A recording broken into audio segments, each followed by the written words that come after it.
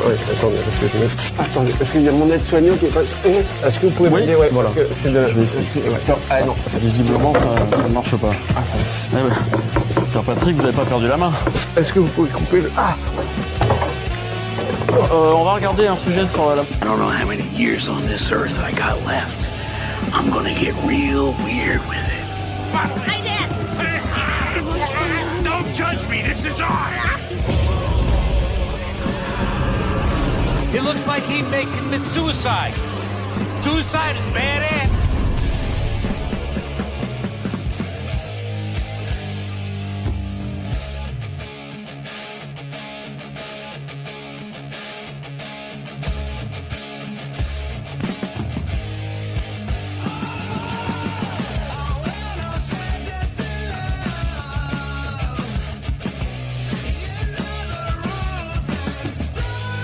Put a kick in it, make her gay!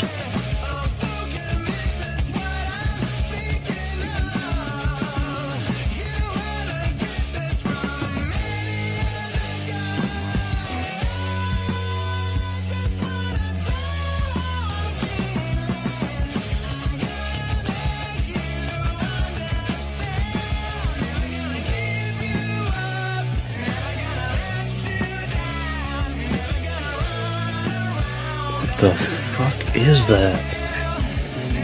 Bigfoot. Oh man, look at him. Come on, you motherfucker! Oh, shit!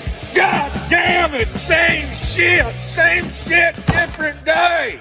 One last thing. If you have any drugs or any alcohol, give me some.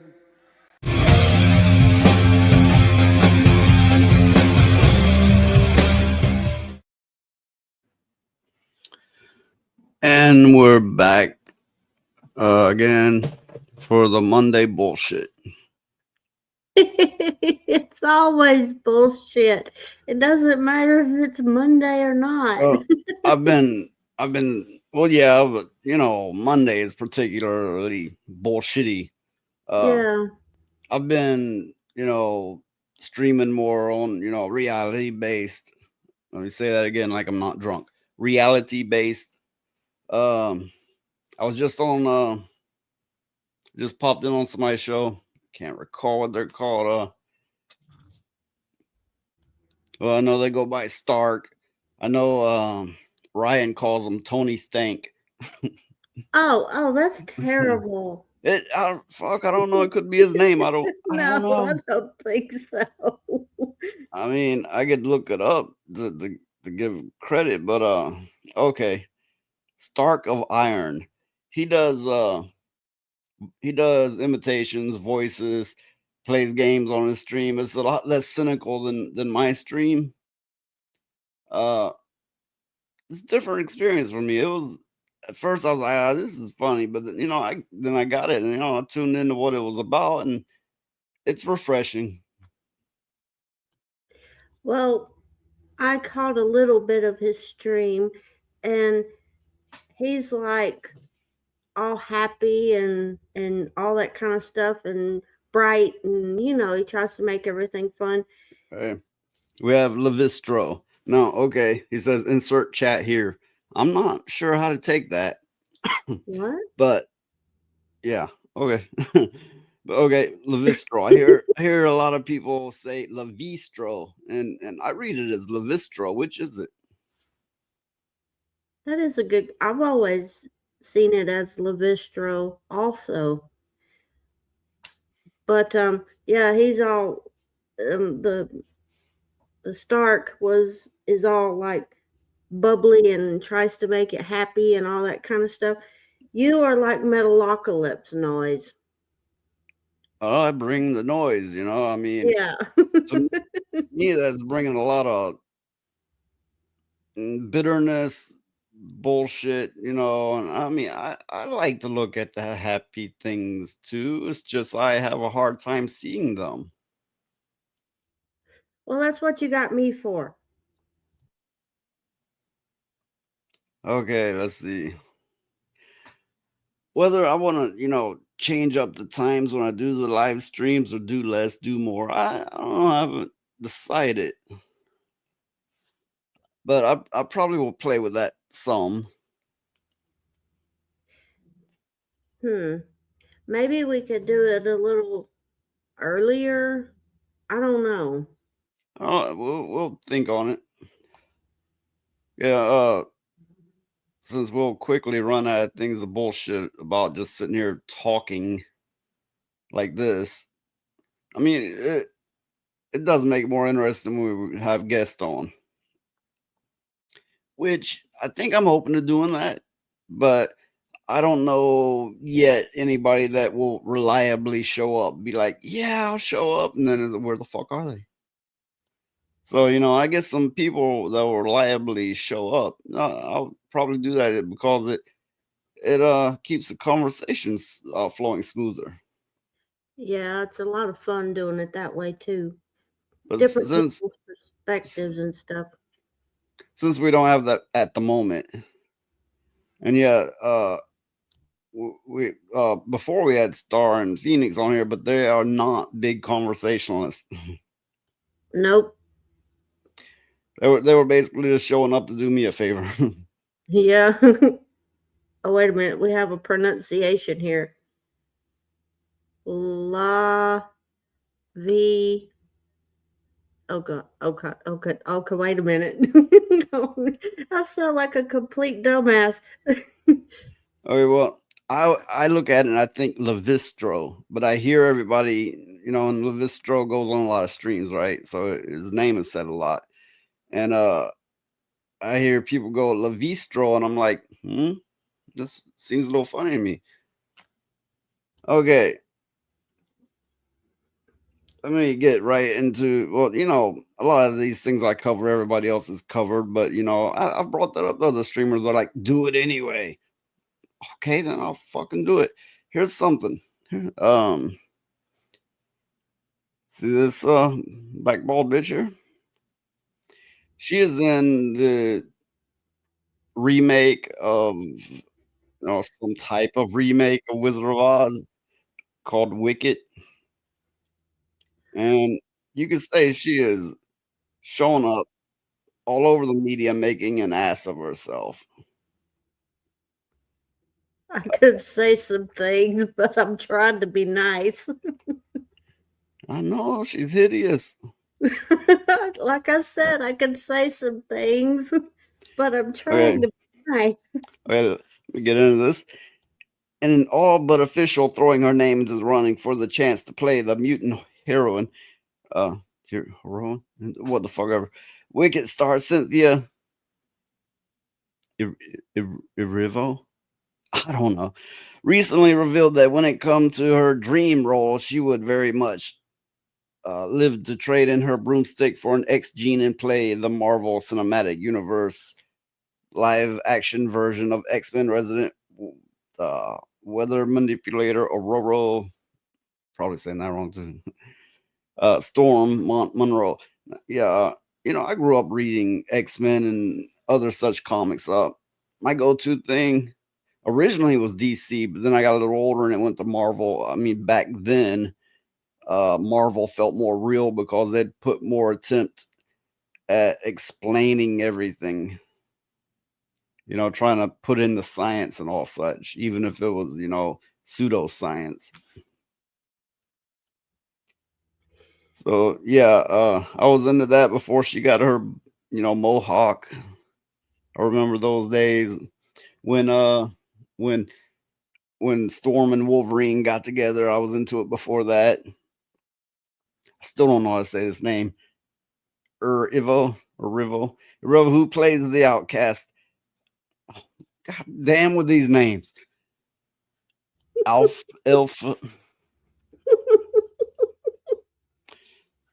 Can you read this shit? Okay. Erivo, who plays the Outcast. Oh, Lord have mercy. Elphaba and John Chu's Silver Screen take on the Wizard of Oz derived musical duology. British-born Broadway star turned Hollywood actor asserted, "I really want to play Storm."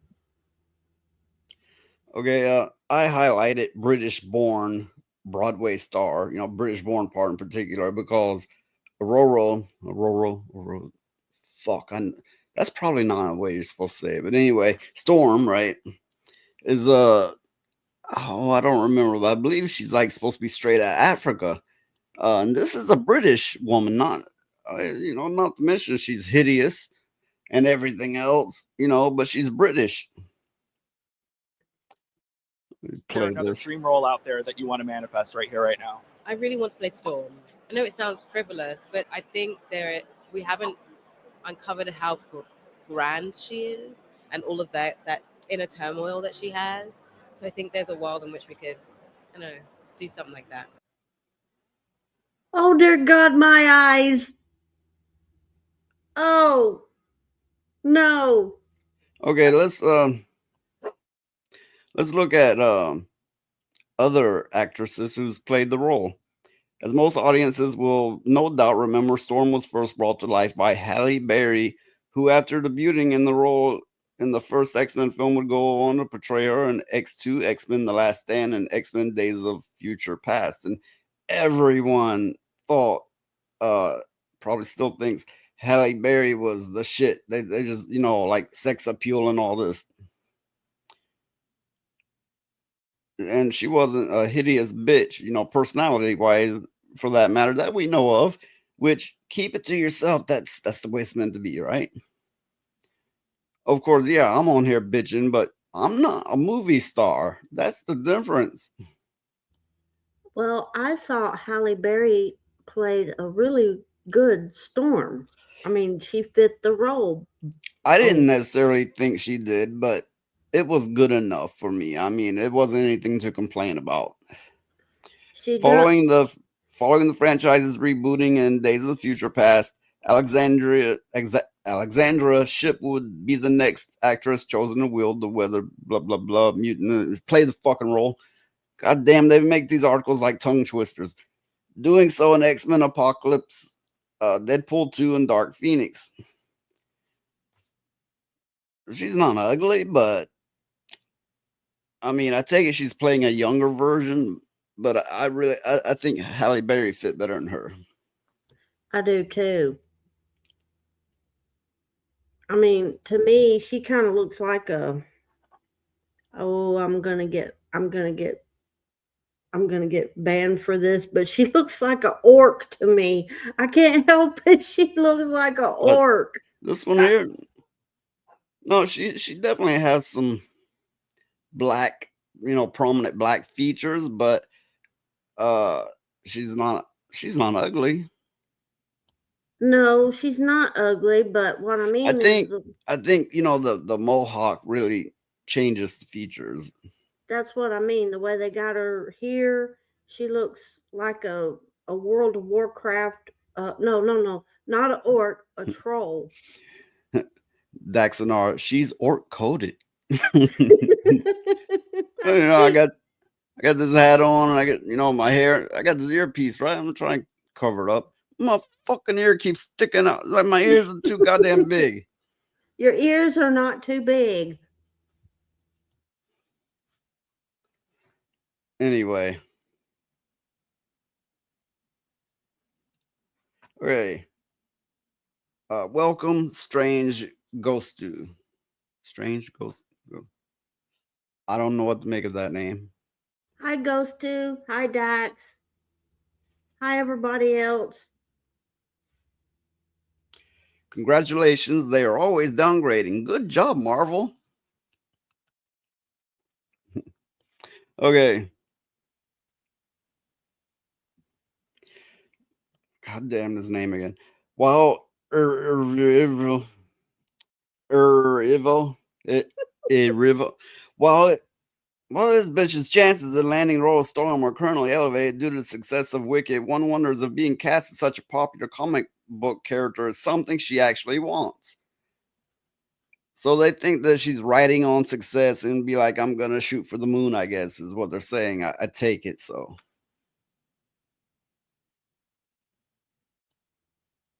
I don't know. I'm just trying to wrap my head around her playing Storm. I mean, doesn't she realize that if she's terrible, if she makes the character that everybody has loved for years come Have off you as have you seen this woman in the media and the way she parades around and acts? Have you seen her?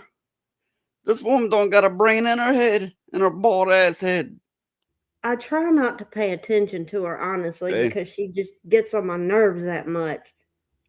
After all, if there's one thing comic book fans love doing, it's editing pictures of their favorite characters' live action depictions in order to depict them in an alternative costume or bring them in line with the original appearances. And given her over the top and ballistic response to Wicked fans' harmless attempts to make the film poster look more like the one used in the original Broadway play, it's likely that seeing far more people playing around with her theoretical version of Storm may make her spontaneously combust. Her reaction, there's a picture of her, for the movie Wicked, and they just did some small alterations to the poster, and spread it around online. And she's like, basically, oh, maybe the chat can help me out. What was it? She said something about it hurt the blackness or something. I forget exactly. But she did go ballistic. She did have a fit. Wait a minute. She said it hurt the blackness? Wait. No, I'm paraphrasing here. We did a fucking video on it. It's just I don't devote that much brain power to that kind of thing. If you know what I'm saying. Yeah, I know. But what I mean is, I understand that she threw a fit, but the Wicked Witch is green. I think they said, she said something along the lines of they were taking away her black features. Maybe it was something along those lines. Yeah, seems like, yeah, but the Wicked Witch is green, so there you go. Okay. Jackson R says she was saying some shit about being erased. Okay. She took a perfectly innocent fan edit and made it all about her. It's going to take a lot of eraser because she's drawn in thick. Well, they already erased her hair, so. And I don't mean fat because that bitch is anorexic. Yeah, she's really, really skinny. She needs to eat a cheeseburger or something. And then that girl who was playing along with her, she was a musical star. I'm not into modern music. I couldn't tell you. What the hell is her name? Ariana Grande or some bullshit. Yeah, something like that. That girl also, like, as soon as she went, to promoting that movie, looked anorexic, and she was already skinny, right? But now she looks like she was beyond starving to death. You know what I think? Those two got in the meth together, or maybe those shots that all those celebrities are using to get all skinny now. Those diabetic shots. Oh yeah, I know what you're talking about. They should not have access to that shit. No, especially if they're not diabetic. But I think it's something more natural. I think they're feeding them bitches tapeworms. Well, technically, tapeworms would lay eggs in you, and it probably eventually kill you. So it's not likely the case on that exactly. It would be something just as crazy that they would try, though, I'm sure. Yes, she needs to eat some meat, just not mine.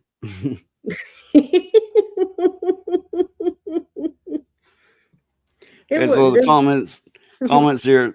Storm is supposed to be attractive, so that won't be a great fit. Wouldn't stop Hollywood from casting her or even more hideous Deborah Wilson in that role. I'm not familiar with Deborah Wilson, but I'll take that person's word for it. No, this is the MCU has to be her. So they're saying the MCU, MCU, but MCU was people mocking them for, being all DEI and feminist. There's basically saying, of course, Disney and Marvel is going to do that because that's what they do. Well, I know I like Disney's older stuff, but this new stuff, I won't watch it. Considering the trajectory of the MCU, I'm thinking Race and Gender swapped Professor X, and that could be just as bald headed, throwing me off. That could be just be the. Anyway, keep the nose ring though. Always an attractive look. Nose rings are non-attractive. I mean, I can't help to think that grab them and yank them, whether yank them out or lead them around. I don't know which, but the hell is a parachute gonna pop out their asshole? Yeah. Yeah. But these people. Given her flip out with the poster, we wouldn't get Storm. We'd get what this particular actress thought Storm was, despite not being comics guru. People have posted other reasons to pass, but here's one more. So yeah, you get these people like, I want to play this role. They never read a fucking comic in their life, or say if it's games related, they never played a fucking game in their life. You know, you get a lot of this, right? That's one thing I don't understand about game developers and stuff. They never play their games. What's worse is the director will be like, don't read any of the comics. Yeah, how the hell would you know how to play the character if you never have read the comics? How would you know?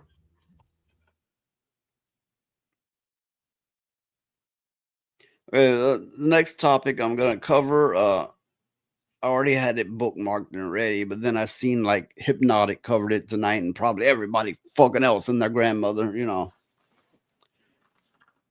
I'm going to do it anyway, because why not? They haven't heard me. I mean, all three people here. They don't care about the characters. They care about the likeness. Skinwalkers, the lot of them. Yeah, they care about the IP, which is essentially the likeness. They care about the money. Well, what they fail to realize is eventually they're going to keep doing this kind of shit, and nobody's going to be paying to go see their movies. You know?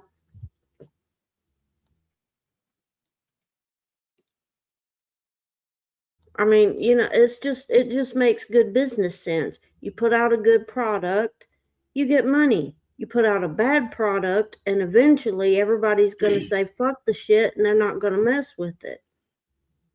Strange Ghost 2, if I'm saying that right, because I fuck up all the words. Everyone is going in blind in the comic movies industry. That explains a lot.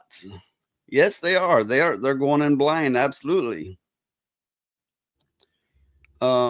I don't know why they do this. It's like they go out of their way for willful ignorance.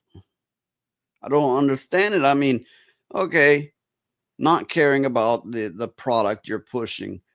I can see that as like, hey, I got this opportunity. I'm not familiar with this, and you look at it, and I'm not real into it. But I still, then you should. The next step should be, I still want to make it great for the fans, and I still want to make money. Why do they skip that step? Because they're stupid. They think there's more of them than there are of people like us. People like us. They're fucking brain dead. Well, yeah, but you know, if they all get together, they may have a spark. That's the thing. They don't get together. They don't get together. Their only ties are ideology and money. Okay, you could say the same about the opposing side as well, that their only ties are ideology and money, but that's not true. For people such as me and my viewers, we're here for well, you know, you might even could say family values. You could say to keep stories true and pure, you know,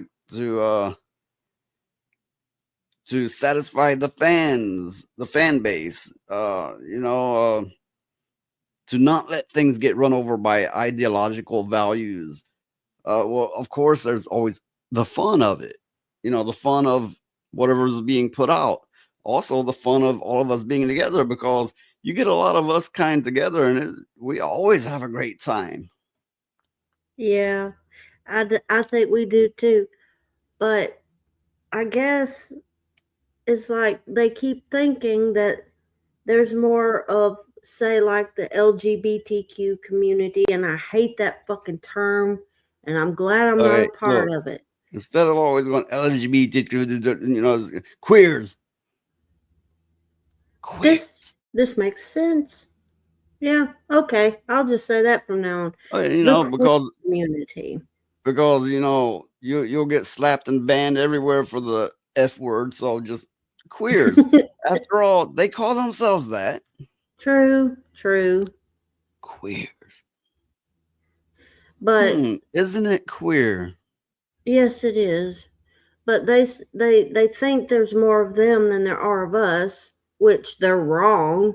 They've been proven wrong time and time again, but they keep on putting out the same bullshit all the time.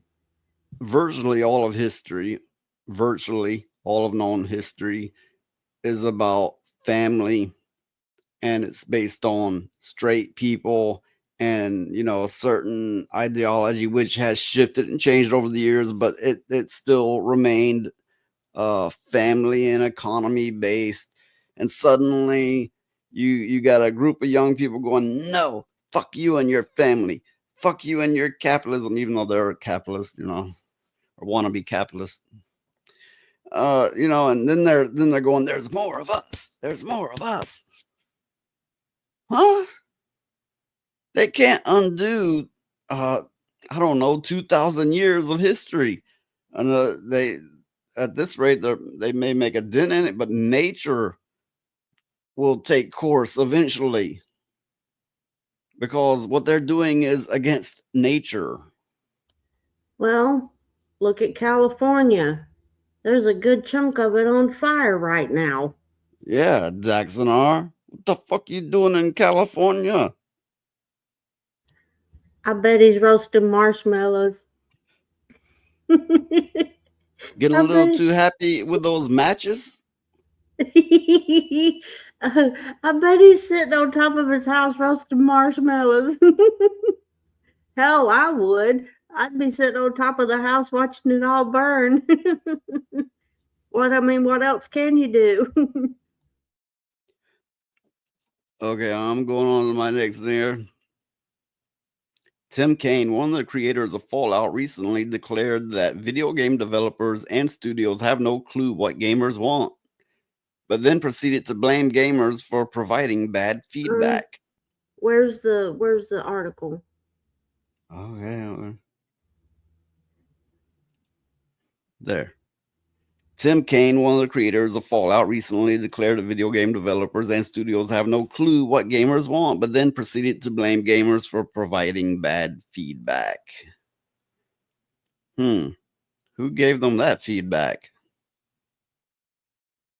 You know, Big Bertha or whatever you want to call her. That statement really doesn't. I don't understand. Okay. When I get into this, you will be that much more confused. I mean, I could go on for a long ass time bitching and complaining what this motherfucker spews out. Okay.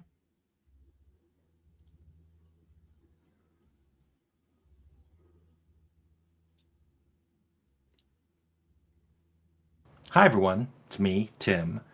Today I want to talk about... I'm going to try not to bore what audience we have too much. So I'm going to play this at a little quicker speed. Okay. About, do devs know what gamers want? This video is a direct follow-up to my video last week, do gamers know what they like? Before I made that video, I just mentioned I was going to do it in a comment section almost 2 months ago. And Lyre Noir said, personally, I think do devs know what gamers want is even a better question. And you know what? They're right. So both that video So I made that video and then I made this one pretty soon afterwards. Keep in mind, these were made back in November, not even that late November, kind of mid-November. So I don't know what the comments were on that other one, and I have no idea what the comments are going to be in this one. But I think it's better that way because I want to give you the raw, unfiltered response to, do devs know what gamers want? And here it is. No, we don't know what you want. We have no idea, seriously, what you want. I almost did this as a short. I was just going to do a short and go, do devs know what gamers want? Nope. And then cut it off. You can stop here. If you want to know why it is we're so absolutely confused about what it is you want, keep watching. Because I know some of you are like, it's stupid. We know what you should know what we want. We don't. Here's Okay, I'm going to start off by saying, there's going to be a lot of playing and pausing. I'm going to start off by saying, as I go into a mechanic and they're looking at you going, what do you want? What do you want? Fix the damn things. Like, you got to be specific. I'm not the game developer. But I can tell you what I don't want. I can do that.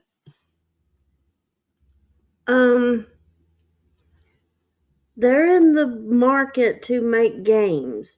How the hell can they not know what people want when people bitch about what they don't want? And they try to tell these developers what they do want, and the developers do not listen. Here's the longer answer. And it's all kind of can be summed up as because you don't know either. But you got to remember, I'm saying the collective you. I wish English had the collective you. Southern English does. Y'all don't know what you want. Let me dive into that. This is a deep dive on why y'all don't even know what you want, which is why we don't know what to give you. First off, many of you only tell developers what you hate. Great. You said what it is you don't want, but what is it you want?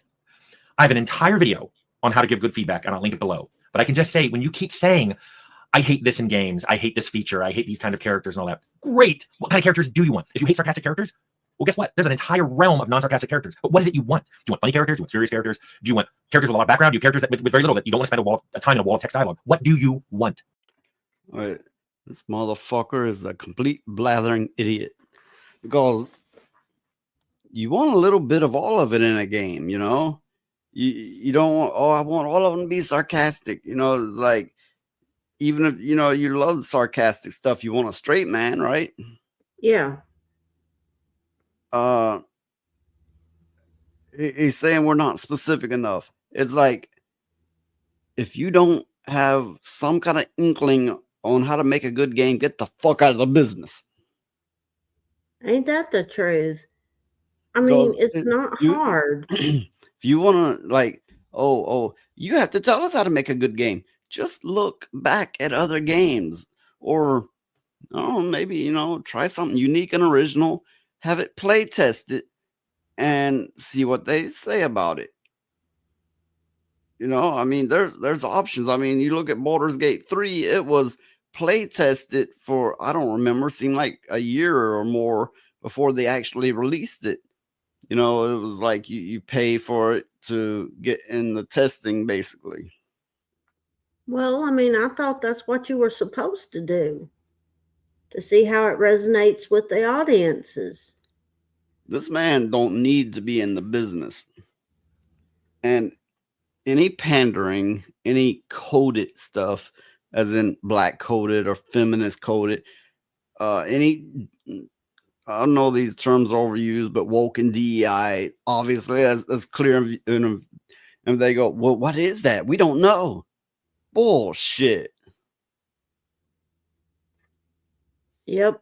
It's complete and utter bullshit. Well, that's why you have to tell us what you want and not what you don't want. But wait, there's more. Even when you say what you want, you're often extraordinarily vague. You will say, I want a better game. I want better AI. I want a better UI. Yeah, I'll just slide the better slider from okay to great on all of those. I have an entire video on why developers need context to your feedback. That's never more truer than when you give feedback, especially positive feedback. If you don't say what you're talking about, it can be really vague. For example, what does better for you mean in a game? Or when you say, how is that AI bad? What are you talking about? What are they not taking cover? Are they just running straight at you shooting? What do you mean? When you say you don't like a UI, what is the friction point in that UI that you're encountering? What is it that's bothering you? If you just say that UI is dumb, it's not helping. And trust me, it's not just gamers who do this. I've worked with people who've literally said that out of their mouth. They're like, that looks dumb. Great, I'll get right on that. Sometimes though, and I've talked about how some UI issues are really an underlying system mechanic issue. This comes up in the videos on encumbrance, where you can have a really good UI if your game supports encumbrance, but you take encumbrance out, and suddenly that same UI is terrible because people can carry more. And suddenly there's a lot more things in their inventory, and the UI you were using for a limited inventory doesn't work for a UI with an unlimited inventory. So that's why you need to be very specific about what it is you didn't like. Do you really hate that UI, or do you hate that you can vacuum up everything? Or do you want to be able to vacuum up everything, but you just wish the game would somehow? He sounds very frustrated. Clearly, as someone who's thought entirely too hard on it, and he's too involved, and he's blinded. He's blinded by it. He's gotten so far into it, and he's like, I don't know what they like anymore. I don't know what they want anymore. Or where at one point he may have known what a good game was, and he may have provided people such. If you want to know what a good game is, play games yourself. You have to be a gamer to know. Well, he needs to touch grass. Yeah, that's what came to mind, touch grass, but in this case, touch a controller.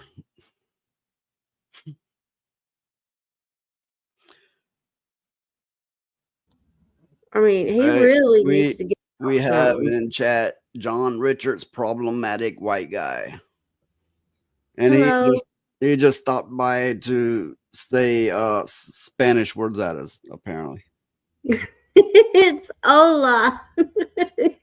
What was it? Hawaiian? What? No, it's hola. Yeah, Spanish is Spanish, isn't it? Yes. But I'm confused now. I thought he was a white guy. White people can know Spanish.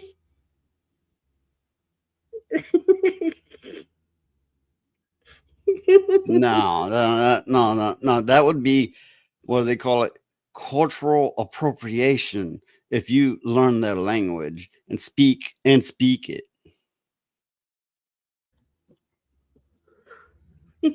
You're so silly. I swear. He's a very complex character, like this man on the screen. Very complex. This motherfucker on screen so confused. He does not know up from down anymore. Okay, I'm gonna continue with this. Which, as I've stated before, a lot of people have already covered this, but I haven't, so I'm doing it any fucking way. So I'm gonna go ahead and continue. I'll organize it better. Be specific. Here's the one that really gets me, and that many of you refuse to acknowledge. You all, again, I wish I just had a plural you all do not agree on what a good feature is. Go back and watch both of my encumbrance videos. They're linked below. Or watch the video I had on fast travel, or even the video I did on providing game difficulty, different options in there. Read the comments on it, which I know a lot of you don't do, and you complain that YouTube doesn't do a good job of sorting them. Just pick one of those videos, set it to show all the comments, and scroll for a few minutes. You will find that some of you literally say you will not play a game that is lacking a particular feature, and then keep scrolling, and you'll find people who hate games that have that feature. And it can be anything: fast travel, VO, walls of text, story mode. Some of you require it, and some of you skip games that have it. And you have reasons for doing it. I'm not saying you're wrong. What I am saying is there's no possible way to make a game that will make all of you happy. What's interesting to me, I'd hate to have to be in front of that motherfucker. You'd be in prison. Yeah. But I have to point this out here. It's his birthday. Happy birthday. Here in America. Here. Why again does that need to be stated? Okay, but yeah, happy birthday. Don't get too fucked up and don't catch any STDs.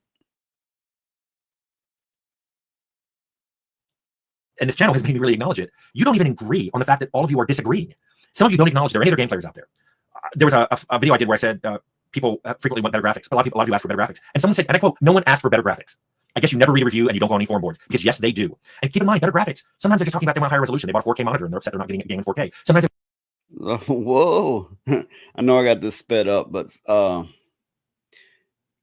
there's a lot of gamers who's perfectly content with a what do you call it? Switch, is it? Yeah. The fuck, I'm so out of touch, but because I'm a PC gamer, you know, but yeah, you know, a little like the thing's got like the power of an average smartphone, right? and they're perfectly content with it. A good many, not everyone. Okay, and there's these people who nitpick about, oh, it's got to be 60 frames a second. Here's what I've noticed. If you tell them it's 60 frames a second and they have no way of like measuring the accurate data, they will never know. And the people claiming that they do are fooling themselves. They're full of shit. And they may not realize it. I mean, say if it drops below 30, yeah, they're going to see it, right? But if it's like 45 frames per second, they're not going to know the difference. And we have another person. Welcome, Cyfax. Hi, Cyfax. I have wrong fingers. What does this mean? Ah, stop it. Stop it. But it's to my understanding that if you're watching a video and you're looking for it to be 60 frames per second or whatever. Well, we're talking about games. Yeah, I know. And it falls just a little bit below that, you're not going to notice when you're playing the game, you know? Have a good birthday. Yeah. There's another thing to be said for all that. I've played a game from like a decade ago, and I'm looking at it going, it doesn't really look worse than these new games. These video cards scaling up and these game graphics are not a big improvement. They're a touch here and there, but they're not a big improvement. One issue that causes that is everything's made in Unreal Engine now. Buggy ass Unreal Engine. And, you know, bloated ass Unreal Engine. And that stifles, well, the whole industry, in my opinion. Well, you're right. I mean, a game from like a decade previous can sometimes look better than what they got now. Oh, yeah, absolutely. Not to mention the editing software like Photoshop and such. In my own opinion, used to do a better job. Now everything looks blended. You know, it's like, oh, let's give it some soft color and a swipe for a gradient blend. And it's like, knock that shit off. We want some stuff that looks like real stuff. Yeah. Well, in my opinion, and everything looks like a cutesy little anime now. Yeah. Now, that's my personal bitch and gripe. A lot of people like that. I don't. And a lot of gamers don't. Well, in my opinion, I think GIMP is far superior than Photoshop any day. No, that's not necessarily true. It's a matter of how you use it. But, you know, these tools modernize. They think, well, everybody likes this blended cutesy crap. So they make tools especially for that. Yeah, that is true. Not only that, the more things get cutesified, the more video games will be looked at as for childlike people, or dare say retarded people. You know, it's like, oh, if you're into that, oh, because it's just a bunch of anime looking stuff, right? You know, there's gonna be a lot of people who's gonna look at it like that. Yeah, that's true. On the other hand, if you have a in-depth story with realistic graphics, they're gonna be like, hey, I wasn't in the games, but this is some shit. I can kind of get into this. And then they're gonna go, this really is a serious industry. Well, I don't know. I guess I'm picky when it comes to games because for me, it has to pull me in. And if it doesn't do that within the first 10 or 20 minutes, I'm going to never play it again. I'm the same way. You know, it's got to, you know, the ambience of it is important for one. If it starts out with high pitch music, sounds like it comes off a cartoon with a lot of flashiness, I'm like, fuck this. Yeah. I mean, that's like when Guild Wars 2 first came out. oh my, I was enthralled with that game. I played that game like Okay, every hours. let me get through some more of this video before we go on too much. Okay. They want a farther view distance. They're upset that it clips really early, or that there's always things blocking their view. They don't get a nice wide view of anything. Sometimes they just need more creature variety or more location variety. These are all better graphics. These are all things that require a lot more art time, a lot more things to be loaded in, a lot better optimization of your engine. These are all going into the category of better graphics. And all of you, I guarantee, have asked for some form of better graphics at some point when you're responding to a question of what did you like and dislike about this game. Now keep in mind too, sometimes you guys talk about art style, but everything I just mentioned, even if the art style stays the same, you will need more polys and more textures and more everything just to give you more creature variety or more location variety. So just that means, it falls into each of better graphics. That means more work, more artists, more time, more money. And many of you say, well, I don't really care about graphics. I'm one of you. Graphics have never been high on my list of what I care about in a game, but many, many, many players are attracted to a game by its pretty graphics, even if they stay afterwards because the gameplay is so good. Pretty graphics. I think he's probably getting the word graphics confused. It doesn't necessarily mean next generation, more expensive video cards. You know, or in the console case, next gen, whatever, right? It can often mean the stylization of the graphics. In which way are they animated, or, you know, maybe voice acted and so on. I mean, when people say graphics, there's all types of meanings that come from it. That is true. I mean, like Final Fantasy, not the newer ones, but the older ones, like Final Fantasy VII. That was a good game. And the graphics were... It was blocky as hell, but you got into it and it was in depth. But, yeah. He's complaining that we don't know what you like, so we don't know what to make, and you won't tell us what you like. That's stupid. Different people like different things. Make it good. And he's like, how? But how? But how? You need to get the fuck out of the business if you don't know how. You know, have it play tested. Look at previous hits. You know, there's ways. You don't need to be in the industry if you can't figure that one out. Well, I think he's having such a problem with it, and people are telling him what to do. Take the middle ground of all of it and make a good fucking game. But I think we can all admit the number one thing that's killing the industry now is the forced DEI. Yeah. I know a lot of people will go, what if it wasn't forced and if it was subtle DEI, I would be okay with. I wouldn't. I wouldn't either. If you want to have a woman hero in a game, or hero or villain or whatever, okay, I don't care. You know, if they're lead or whatever, I don't care.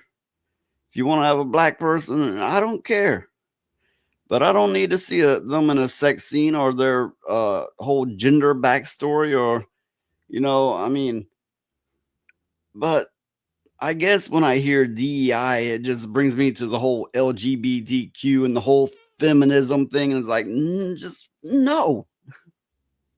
Yeah, people want to play games to get away from all that crap. We have a definitive answer here on this. This dragon wants big titty women, men rescuing damsels in distress. Hell, make a fucking dragon game. Last game I played as a dragon was Eco Draconis. Give me that. I have to agree. Yeah. I have to agree, you know. I know very well Levistro is a gamer. It games a lot. And that's who we want to hear from. The gamers. Well, for me, I want high fantasy, I want swords, I want magic, I want dragons, I want the whole 9 yards, and diving down into the pits of hell to fight these demon lords and shit. You know what I'm talking about. Yeah, I mean, if you want to go the other route with it, I really enjoyed Cyberpunk. Was it 2077 or whatever it is, you know, but Cyberpunk, right? I love the hell out of that game. So far, I haven't gotten that far in it, but I love the game. And I know it started out as a buggy mess, but they fixed it eventually. That was a good, you know, futuristic cyber-based game. And whichever genre you go into, just take your time to make it good. And this man's like, good. What do you mean good? You have to tell us exactly what to do, and then other people won't be happy. Shut the fuck up. But Okay. you know, Having said shut the fuck up, I'm gonna let him talk some more. okay. Open the door.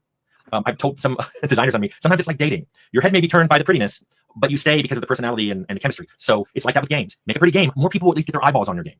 Then they're stay because of the mechanics. And then later on, they're deny ever even looking at your game because it's pretty. One of the things I want to point out is many of you argue against things that would make a game that even tries to provide more things for more players. And I've talked about how design by committee is bad, which I agree with. And usually that leads to making a game that's so bland and vanilla that no one can really have an argument against it, but nobody really feels like playing it. What I mean by that is many of you literally have argued that games should have fewer game options. I'm not even talking about game difficulty, just fewer game options. I have a video on game options. I'll link it below. Again, read those comments. Many of you are going, yeah, I hate when games have a lot of options. I don't know what to set. The designer should have decided that. Why are they making me do that? That just means they didn't have a strong vision. Not ignoring the fact that many of those options are there to let more people play the game. I'm colorblind. That's a disability. There are games I literally cannot play because they have puzzles or information that I'm supposed to pick up on that's color-based, but there are no colorblindness options. The worst ones of these are ones that don't say up front that they do that. And then later I'm playing the game and I realize I'm playing it wrong, or I've encountered puzzles that I literally cannot solve, and there's no option to do so. Super frustrating. So let me sum up, because I've been ranting for a while. I get that you, the individual, want what you, the individual, want. But you have to realize that you, the individual, are not very good at giving developers feedback, and that you, the individual, are not everybody the game's being made for. Many of you aren't even in the majority, and I hear you. I don't think I'm in the majority. I like a lot of... So he's talking about game options as in, like, go into the settings and check this and this. I take it. Yeah, I think so. Okay, we have the gamer here with another great saying. Levistro, I want the 1980s sword and sorcery like Conan the Barbarian, but not in a desert. But everything in that grit, woman, all that in high fantasy. I'll pay $100 or $79 for DLCs if it's well made. And yeah, I've always loved Conan. Yeah, sword and sorcery of that type. With that said, I always like the high magic of old D&D, you know, but with the feel of Conan. I like the, you know, say that mixture.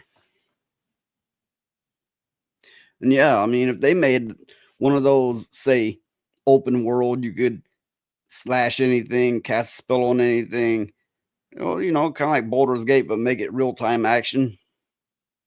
And then you could, you know, you weren't on rails. It was a full open world. I would buy that. And it wasn't done like an anime, but, you know, semi-realistic or fairly realistic. That, speaking for myself, yeah, I would buy that. I would want to play it, but I would be a fire mage so I could blow shit up.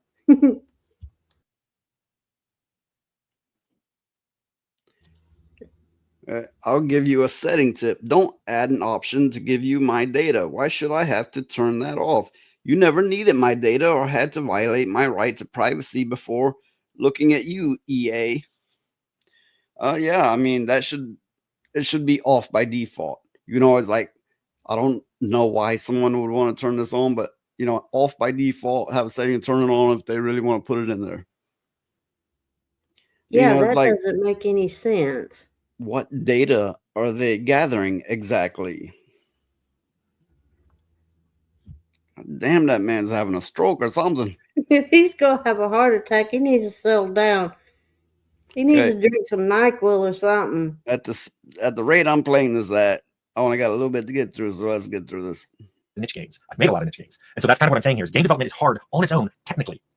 But this lack of consensus among game players about what they want takes that difficulty to a whole new level. It's that much harder to make a game that you want to be popular, that you want to have a lot of sales, because most of you don't know what you want. Those of you who do know what you want are very vague at expressing it. And many of you don't realize that what you want isn't what a lot of other people want. This is why, for most of my career, I just made what I wanted, what I liked. I hoped other people would like it, but it was me and the team just trying to make something we like that would make each other laugh, make each other have fun. And we were like, gee, I hope people like this. We weren't sure. We didn't care. And when marketing would ask us questions like, what's the demographic for your game? We didn't know. We didn't have an answer. And most of us, we didn't even care. We're like, I don't know. Why don't you go home and play the game and tell me what you think, who would like it? Many of you like my earlier games. Okay, so he's going, basically, developers make what they like. Well, we have two issues here. These young people straight out of college generally aren't big gamers. And two, they are brainwashed. So I think the real answer is, you know, I mean, of course, have gamers make the games they want. But the big issue here is getting people fresh out of college with, brainwashed with ideologies is the number one issue. Now, even with that being said, his long rant here about we can't give you what you want because you don't know what you want and you have to give us detailed feedback. It's bullshit. It's bullshit simply on the fact that different people want different things, and we are not the developers. You are, motherfucker. Maybe it's because I did make them in a vacuum like that and I wasn't thinking what people thought. However, I can tell you my later games sold more copies. So what's the right path? I don't know. But I can tell you this. Do game developers know what game players want? No, we don't. I wish I had the money to make a game. I think it'd be fun. And you notice in the whole rant, he didn't mention feminism, LGBTQ, or DEI even once. Not once. Yeah. I think he's eat up with it. That's why he didn't say anything. I think he's, he can't see the forest for the trees, as the old saying goes. And for one reason is he doesn't go in the forest anymore. And when he does, he's overwhelmed. Essentially, he's not a gamer. Well, that's his whole problem. He doesn't play the games he creates. So yeah, think about it. Siri with The Witcher 4. They hired a new team, may have been this year, may have been a few years back. This new team, mostly females, because females first and this big female push, and that company most definitely is making that push. Look it up. They have, like organizations and systems for it. And of course, what is a bunch of women fresh out of college gonna want?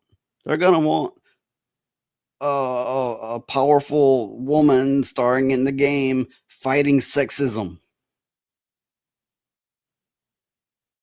It'd be a boring game. And that is the truth. Check this out. Levistro. This motherfucker been around, done a lot of things apparently. Says, I was in college for game design. I left because the game design professors didn't teach. I learned to code from YouTube. But the electives like narrative writing woke feminist college professors. Okay, Levistro, how long ago was that? Just out of curiosity. Because I'm betting this has been going on at least since 2000, probably before then, but at least since then.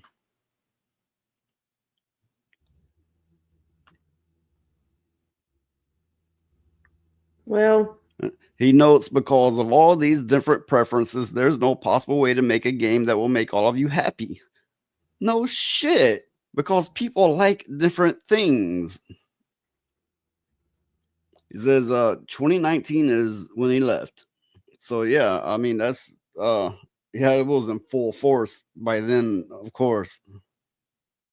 So he Levistro here does know what he's speaking of now. How the fuck a dragon got into college, I don't know. Well, I think he mutated into human form. Dragons have that ability. The older dragons have a powerful magic. Yeah. Especially the purple ones. In the army too. So, I mean, this man's got some bragging rights. Oh, can you imagine a dragon in the army? I just had an idea for a game. Oh, man, that would be fun. Yeah, you could ride the dragon in the army, and they could be having their little tanks and stuff, and you could ride down through on a dragon and kill the enemy. Oh, it'd be lots of fun. Here's my thought process on it. A dragon as old as the world, or whatever the case may be, that is decides, oh, why am I still here? The world's crawling with humans in their human ways now, so it decides turn into a human, live a human life, and fight the urge to rage out on them. But he does it. They do it sometimes. Yeah. And a dragon that old would have the power to wipe out humanity if they so choose, but they have to take, I don't know, a couple centuries to learn what is humanity.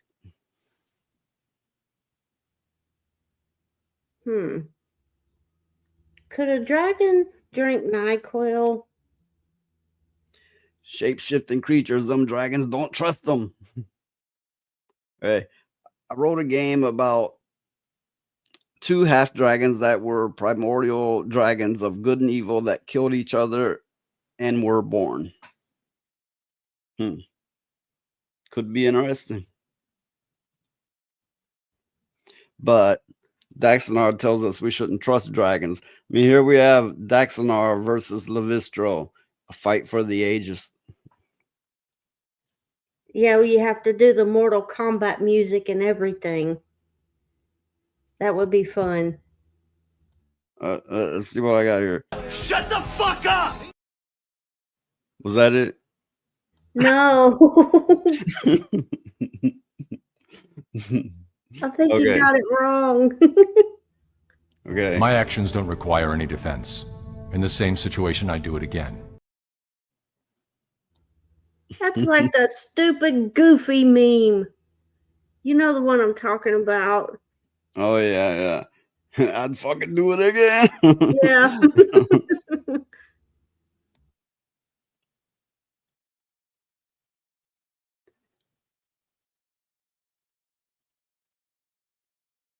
Okay. You can keep talking on, and I'm looking for the next thing.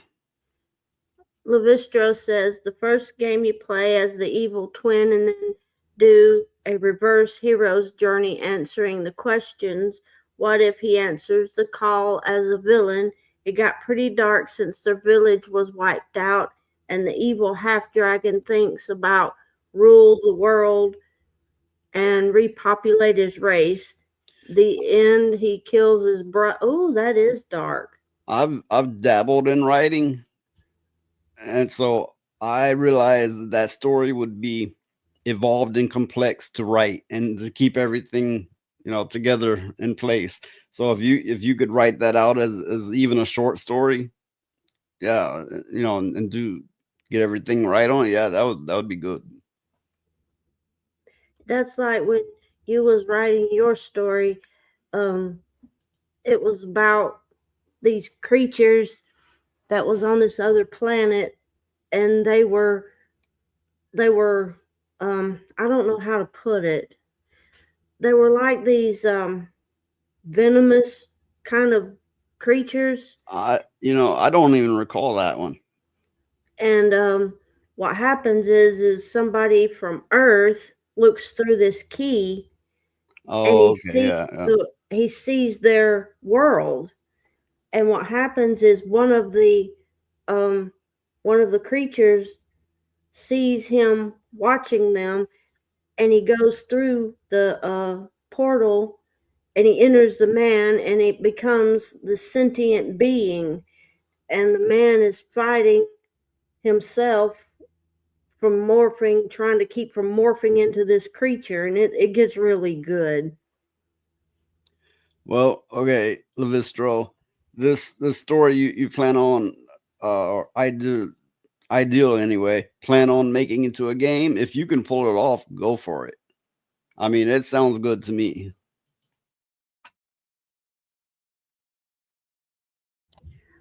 I would want a girl dragon, though. Okay, I'm gonna go ahead and throw the next story up here. Game Science admits Black Myth Wukong Xbox X. Damn, I'm tripping up on everything.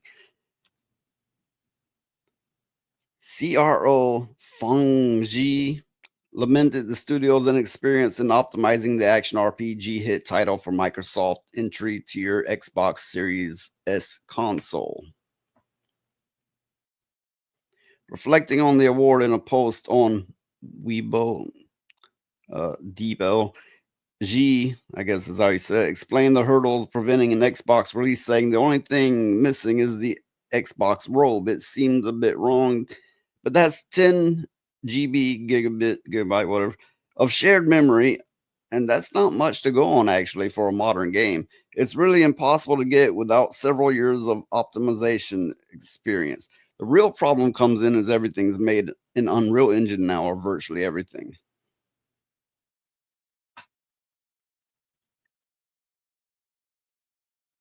Black Myth Wukong struggles with optimization across all platforms, hence what I was just saying.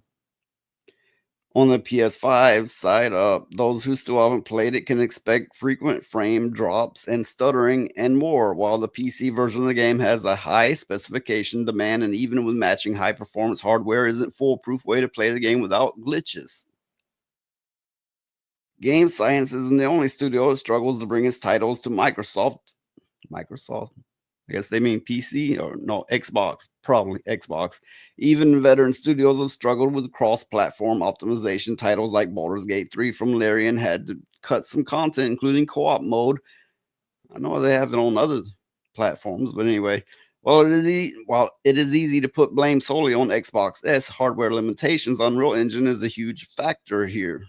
The engine's push for photorealistic visuals comes with a performance trade-off. Yes, Unreal Engine can do photorealism, but I don't think these games are utilizing it, because if you look at the Unreal Engine tech demos, you'll see it there. Like, great photorealism. For that matter, these mods come in, people who mod the games. You look at their mods and they like, it blows away the original game, and they're like, if they can do it, it makes you think, right? Yeah.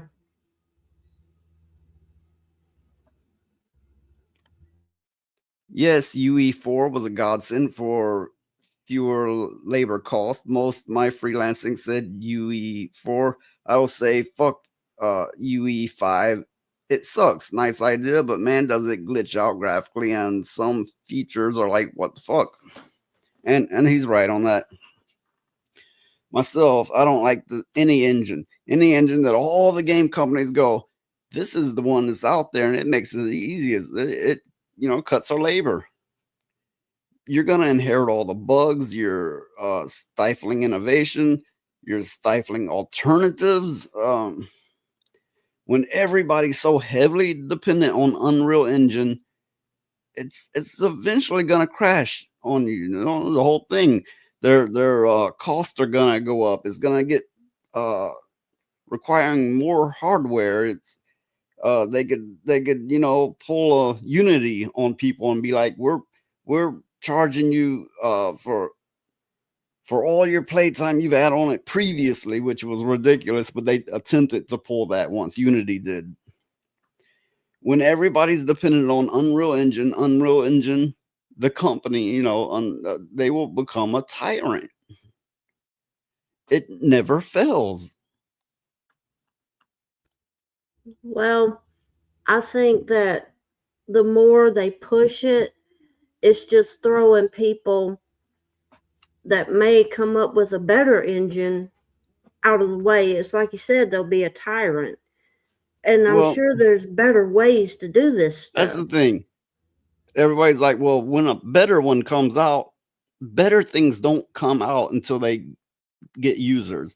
Kind of like all these people going, I won't use Linux because it doesn't support blah, blah, blah, blah, blah, blah. You know why it doesn't support all this? Because you don't support it. The more users, the more companies will be like, hey, maybe we should start supporting it. Because it's not the operating system that can't do it. It's the companies that not supporting that operating system. Just like, a game engine. You have to support the little shitty ones before they'll ever become a usable replacement for something like Unreal Engine. Well, I mean, I miss the days when everything in games was hand created. Not using all these This Unreal. was before polygons. You're talking about when they would animate each frame. Some cases they would scan the pages in, and when in other cases they'd use something akin to a tablet, a light pen, I forget what they call them, those pads they draw on. Yeah, and I miss those days too. People might think I'm nuts for this, but I think polygons really killed the industry. These younger people especially can't imagine a world without polygonal games. But imagine if where they went next if they didn't depend on polygons. the Well, possibilities. Oh, here's what I mean. Once they said, "Oh, these polygons, we can shape them and they look real enough, and we can start using them for everything." It's the only thing that gets used, just like Unreal Engine. So that means everything becomes that kills innovation. That's why we will never have a new type of game. I mean, like on really new, unique technology. well, I think that Unreal Engine has so many tools that just take the artist's creativity out of the picture because you can't feel what you're doing. And that's the Okay. thing. Here, Levistro, speaking of Construct 2 and RPG Maker, I'm familiar with RPG Maker, but it itself is an engine. I think more what me and Elijah are speaking of is when it's handcrafted, their own engine. So, there's not compatibility issues. Yeah, you would want to make the engine future proof to where if anybody wanted to use it again, they could. I mean, to me, I'd make things open source, but that's just me. I'm a big open source advocate, but I understand a lot of companies be like, we can't do that, we won't make money. But you will make a better product for the future that can always be used, and it can be forked, and other people can invent other things too. There's no lock-in. Many games built on Unreal Engine 5 come with optimization problems, including the latest Indiana Jones, Star Wars, Jedi Survivor, Stalker 2, and even Capcom's Dragon Dogma 2, among other titles. I am not a good, public reader, I guess you say. Then I'll read it myself. I read it perfectly fine. When I speak it, I'm tripping all over the place.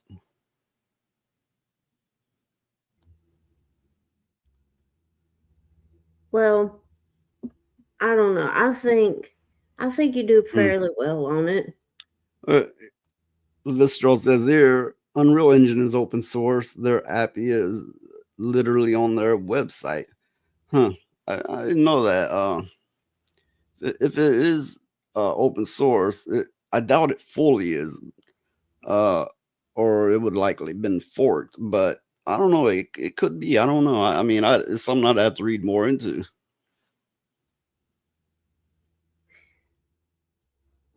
I haven't played it, but I saw the Black Myth Wukong game being played, and I thought that game was wonderfully done.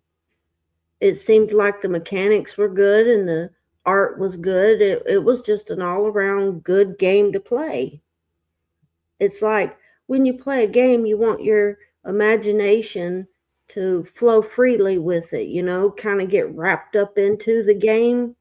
And I think that game is an easy game to do that with.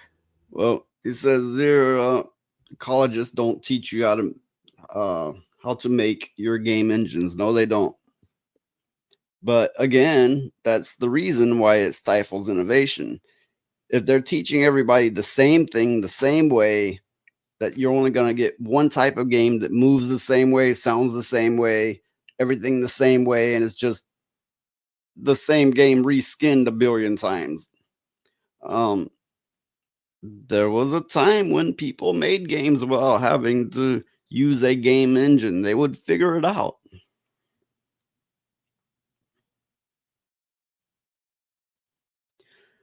Okay, I'm gonna move on to the next issue. Oh, issue, what the fuck? I'm not a therapist. What the hell am I talking about?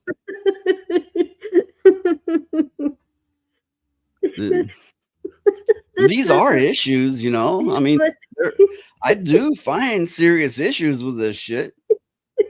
But this isn't therapy. Okay, I'm gonna move on to my next issue that I'm currently showcasing. Does that work? Yeah, that works a little better.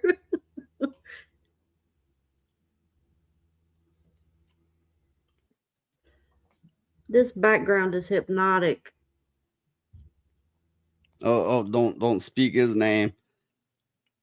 Puerto Rican motherfucker, he rakes in the money, I mean, I have a snarky, sarcastic ass way of speaking myself. I'm not making a fucking penny off anybody. Okay, to be fair, somebody gave me like a $2 or $3 donation once.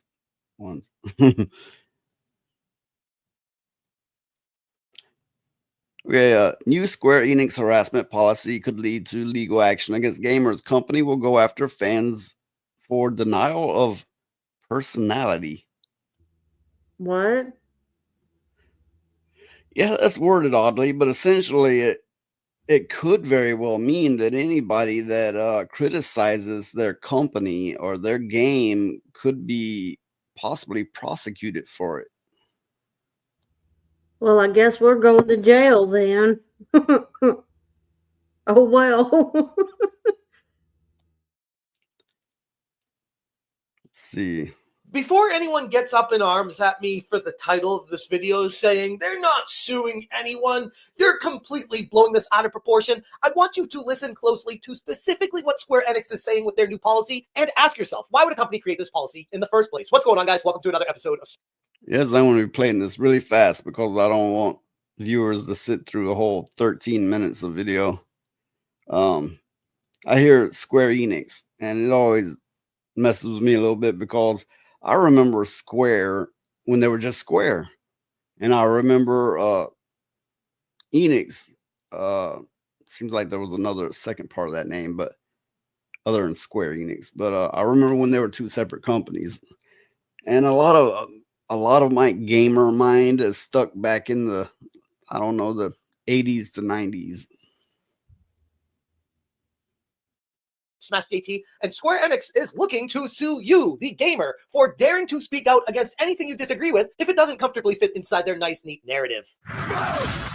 Hit that subscribe, give me a like, and check out SmashJT.com for the full article breaking down how Square Enix has enacted a new policy and doubled down on DEI to push forward an agenda and ideology and ensure compliance. Square Enix, a company once nearly universally celebrated for their iconic franchises like Final Fantasy and Dragon Quest, among a slew of other mega banger hits, have now taken the controversial stance against gamers, anyone daring to criticize whatever direction they end up going. And while the failing gaming giant claims to value feedback, their recently published group customer harassment policy raises some serious concerns about whether they're actually, in reality, using legal threats as a weapon to silence dissent and discourage criticism. And I gotta be honest, from a personal standpoint here, it sounds awfully familiar to what's happening to me already with Alyssa Mercante suing me because she doesn't like how I covered the situation revolving around the game industry.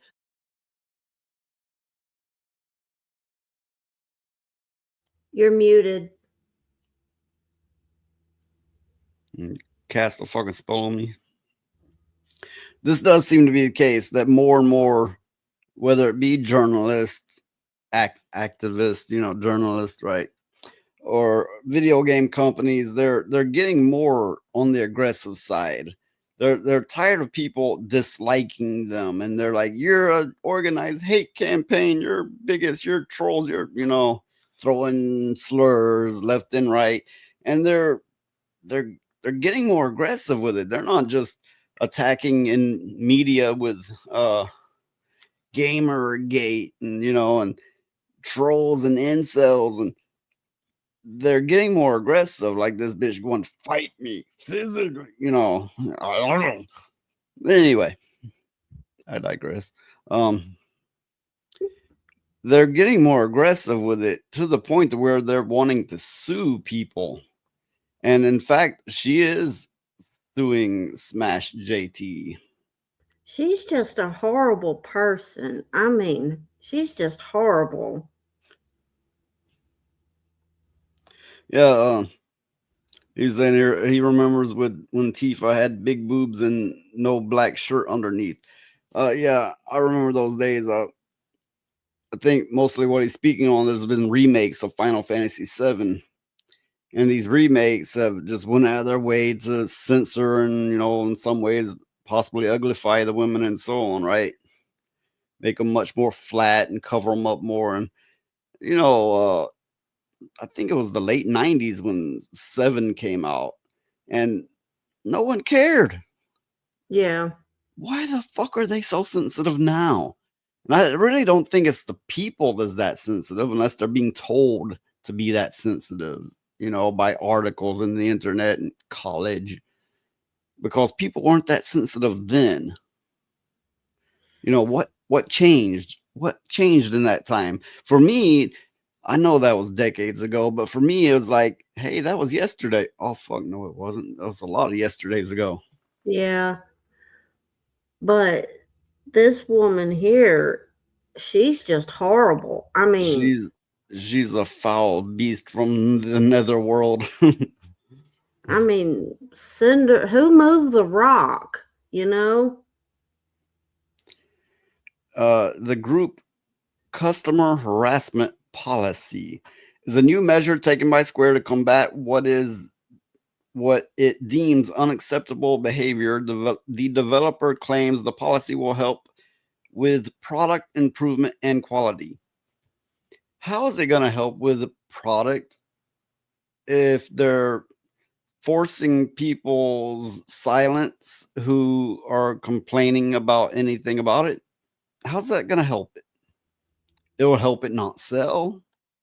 Yeah, I was going to say it's going to make everything a lot worse because nobody's going to play their games or anything out of fear of being sued. I played that game way back then, and yes, that scene did invoke some emotion.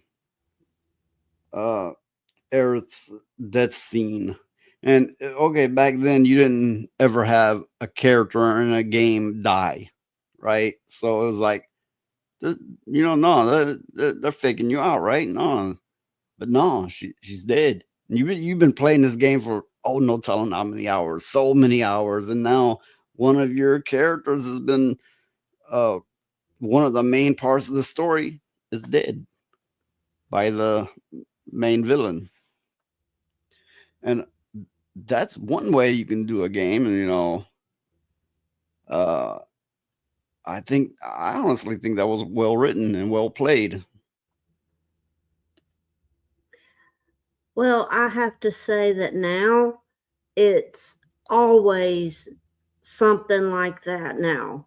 They kill their darlings, basically. And I hate it when writers do that, and I hate it when games do that. Square Enix believes that feedback, comments, and requests received from our customers are essential to the advancement of our group's products and services. Huh? I'm getting mixed signals here. Wait a minute. They want people's feedback, but they don't. They only want the good feedback is essentially what they're saying. Oh. Thing is, game devs don't understand how to implement it well. Have players care about the character, and he's absolutely right about that. I mean, me and Levistro happen to agree on a whole hell of a lot of things. I mean, I'm a light gamer. I'm not gonna play like I'm a heavy gamer. I'm a light gamer. Levistro, I know he's a full-on gamer. I know he is. He gets it. I get it because my gaming experience is way back, but it's still here within me.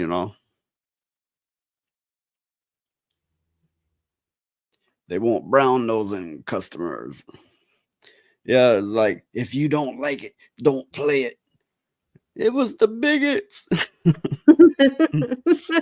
It's not our fault they made a crappy game. We didn't tell them to do it. They did it on their own volition.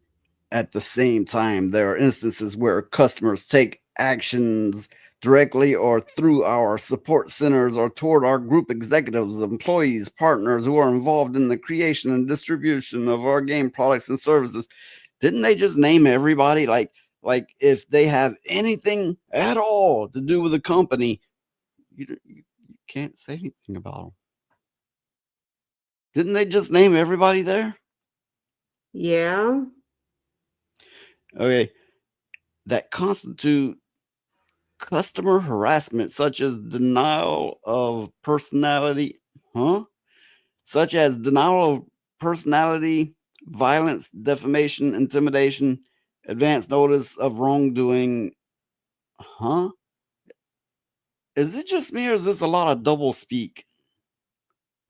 I'm still trying to understand what they're talking about personality. I guess attacks on their character, maybe. Well, you know, I've been talking on here for near an hour and a half, and I haven't said anything about any direct developer person, right?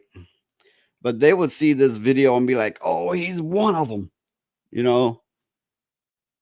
And I'm not the type of person that'll be like, oh, they just need to die, you know, that kind of thing, right? You know, Yeah, that's stupid. oh, I might call them ugly. I might do that. I mean, but that's no reason. I mean, what they're doing is saying you can't have an opinion because let's say somebody's ugly, that's an opinion. That's not harassment. You know, it's like words are violence. They have no earthly idea about how that works because there's some motherfuckers out there that they really don't give a shit, and violence is their go-to thing. They live for that shit. So he's been playing since the brick, meaning forever. Hey, games help me handle social issues and overcome things. When I got diagnosed with PTSD/TBI, I was one of the first test subjects the VA used for VG therapy. I didn't know they did that, but good for them. Yeah, I didn't know they did that either. And I can see where it would help a great deal. Yeah, I mean, I know about PTSD. I know about it. I haven't been in the army or nothing like that. I haven't. But that don't mean it can't happen to you. If you live through enough craziness and violence, and I don't even want to get in. I could tell some stories for years, and I'm not even about to get into that.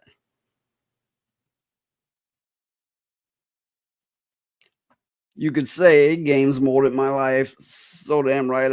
I give a shit about them, just like the Star Wars EU motivated me to read. I expect these stewards to handle it with care. So clearly, Levistro here is passionate about video games, and that is the kind of not only players that we need, but developers that we need.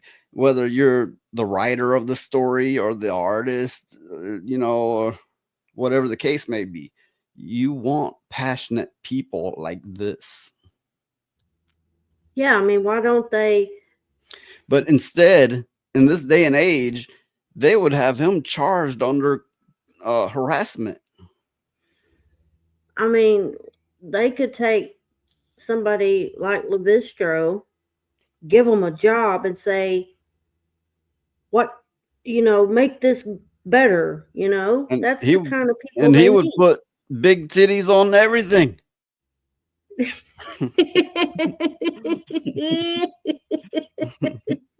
Oh my goodness. Oh my goodness. Well, you know, you can't have a good fantasy game without the big breasted women and but, all that. This continues on here. That constitute customer harassment, such as denial of personality. This seems like a bunch of double talk to me because it doesn't seems kind of vague, doesn't it? Yeah. Advance notice of wrongdoing. What the fuck is that even supposed to mean? Wait a minute. Advance notice of obstruction of business harassment. It also causes disruptions to other customers. Square Enix will not tolerate harassment and will take action as necessary. So basically you can't play the game and shit talk no more. Simple. Nerds have always been unsavory, not the end thing, so they would hire the bitch in HS over a nerd who cares about the products. Yeah. Yeah, they're basically saying, unless you're one of these, what do they call it, toxic positivity peddlers. That's a term that, you know, maybe it was Hypnotic or Smash JT was one of those two came up with, and that term is so spot on. It basically means you're a ball funneler and dick sucker who, you know, who'll slurp down anything they throw at you with a smile on your face. Unless you're one of those, you may get sued if you, vocalize it, or probably even type it on a screen. Well, they'd run into a hard time if they came across somebody and tried to sue them and they didn't have anything. They'd be wasting their damn time. Then they would aim for jail time, probably. Yeah.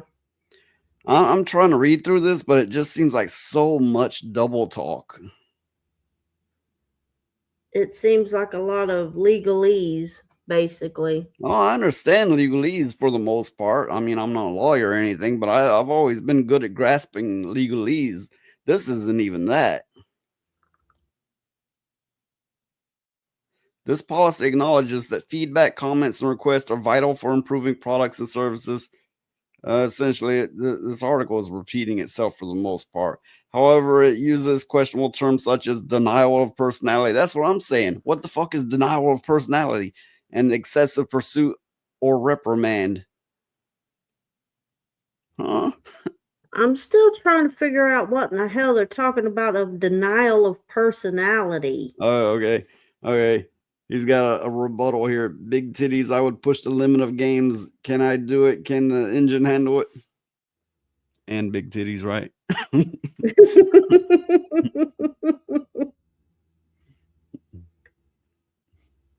Oh, these people.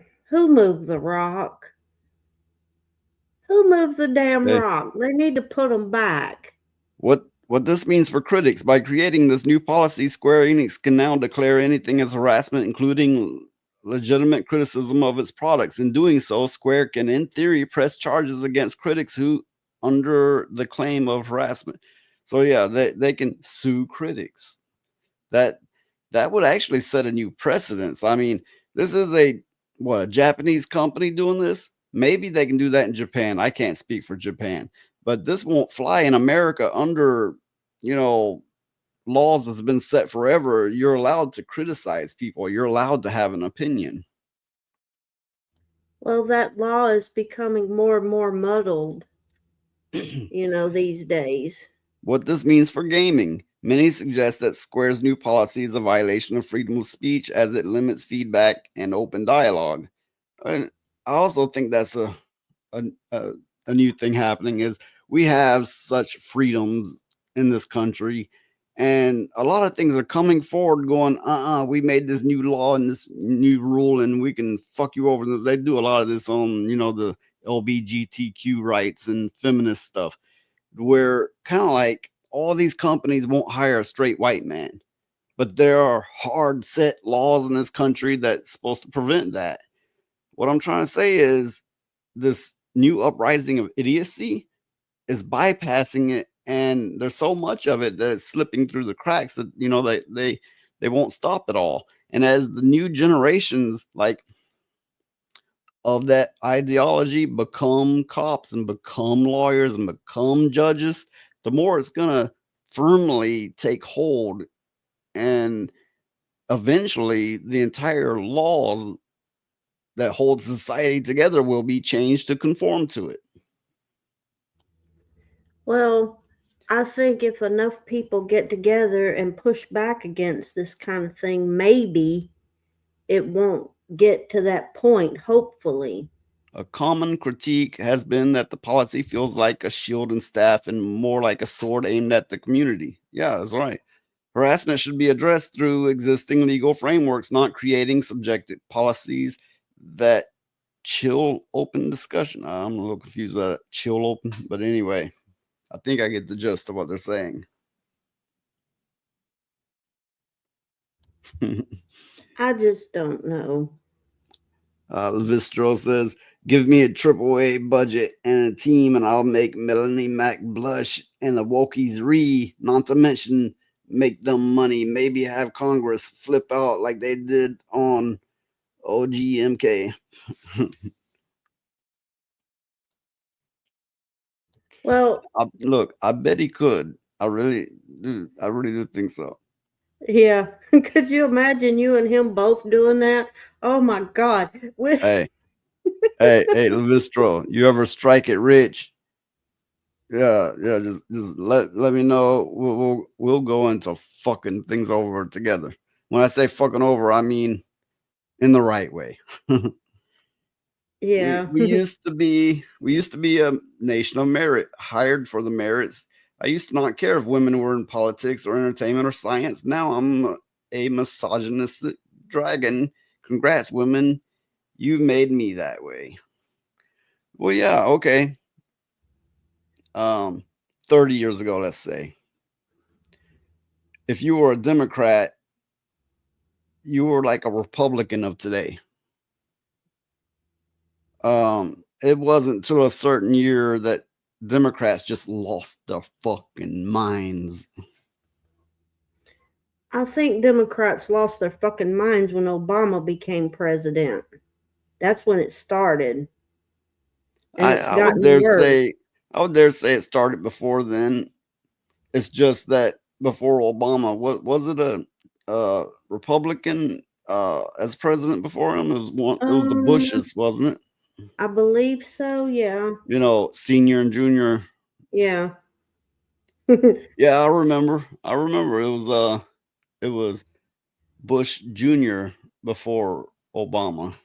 Yeah, because but by that time, the Democratic side had most likely already lost their mind. It's just it didn't show till Obama, till they had, the ground to stand on to push some of it. Well, here's a fun fact. I, being a natural born female, cannot stand all the bullshit that all the Transformers and the Decepticons and all of them has created. It's not fair, and I can't stand it, and I will not be associated with them. Right. Vistro says, I disagree. They are the same. Mask just slipped.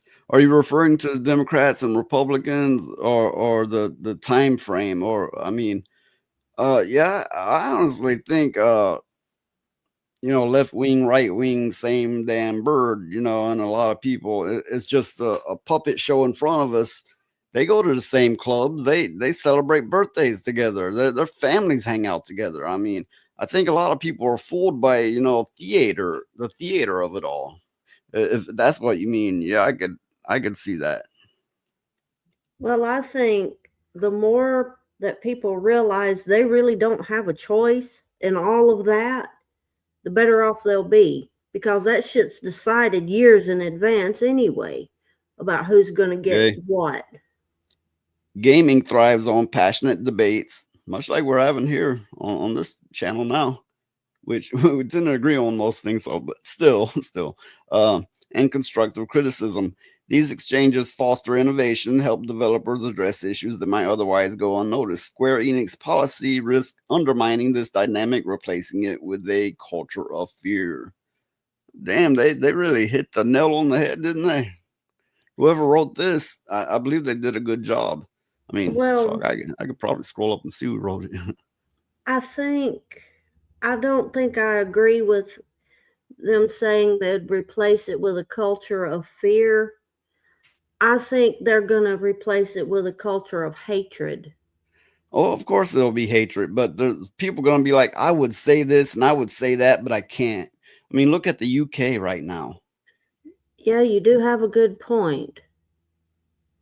And how Ryan is, Spear Chucker guy, is not in prison, I don't know. I don't know.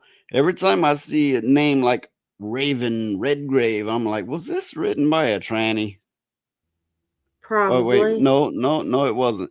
It was, Master of the TDS. They actually come up with a lot of groundbreaking stuff. They're actually a really good channel. And there was a man and a woman. It was the woman that wrote this, apparently. And I say, good job. I'm not like, it was a woman. No, I'm not a fucking bigot or misogynist. What the fuck ever word you want to throw out there, Well, I think people use the word bigot now in the wrong context. Well, when I read that Raven, I was like, uh-oh. Yeah, I thought that too at first. You want to call me a bigot for that? Okay, whatever. Politics to me, is too complex to simplify, so I don't take a side. I side with the Constitution, but yes, Democrats, but let's say every party is to the left of me and anarchists are to the right of me. My politics, I don't have them hard nailed down. Sure, I have some, and sure, I have set beliefs, but not so set that I can't be, whoa, there's new data, new information, things have changed, let me shift it. Which I'm not saying that you're rigid on that either. You know, I'm just speaking for myself here. Yeah, I have a set way of belief, but I try not to nail it down too hard so I can adapt, as long as I don't adapt in the way of selling out or anything immoral. But yeah, I mean, it's never good to be so hardened that you cannot learn from others. And that's what these people are doing. They're becoming hardened, or they have become hardened, because they're in such an echo chamber that they ain't got no time to listen to anybody else's point of view. Everybody else's point of view is instantly wrong because they don't agree. You can't have discord like that. You know, you can't have any kind of communication. There is no learning. There's, well, basically anything. Levistro's really dialed in. I mean, me and him apparently think a lot alike. That's already started. The culture of hatred. People are programmed to hate now. I remember going into the army and people weren't hating much. Come out, Jim Crow came back.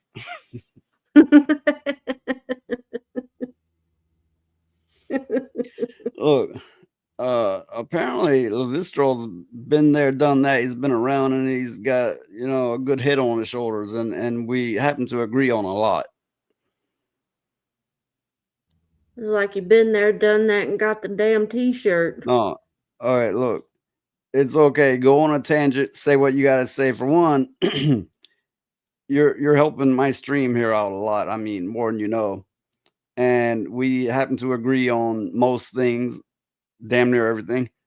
And you are very knowledgeable. So, you know, that's very helpful. And very passionate about things, and that's great. I always like to see that.